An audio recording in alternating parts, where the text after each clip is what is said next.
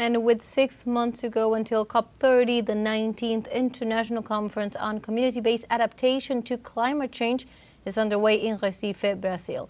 Our correspondent Brian Mier has more. In a context of increasing climate change disasters around the world, the 19th Community-Based Adaptation to Climate Change Conference is underway in Recife. Brazil's National Union for People's Housing, or UNMP, is participating in the event to raise awareness of the potential of converting vacant buildings in downtown areas to social housing as a strategy for disaster risk mitigation.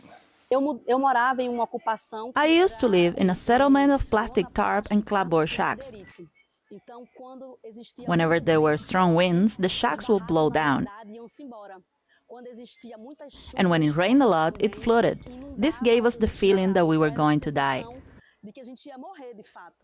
So when everything got back to normal, all we could do is thank God and keep fighting. An estimated 6.2 million Brazilian families lack access to dignified housing, but the census shows this deficit could be completely eliminated by converting thousands of abandoned government buildings in towns and cities across the country into social housing. Although the 1988 Constitution requires the government to do this, it usually only happens in cases of well-coordinated occupations putting pressure on local authorities. Moving families who live on the periphery to downtown areas reduces risks caused by climate change. Because, first of all, the vacant buildings have already been built.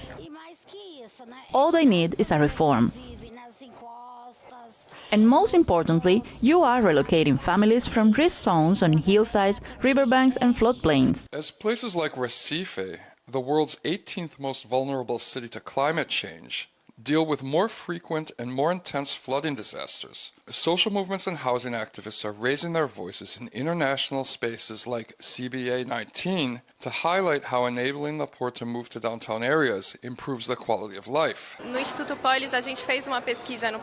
The Polis Institute conducted a study last year that clearly demonstrates that converting empty buildings in central areas to social housing can promote climate change adaptation and mitigate damage, because it moves people closer to their employment, leisure and education. CBA 19 will continue until May 16th. Brian Mier, TeleSUR, Recife.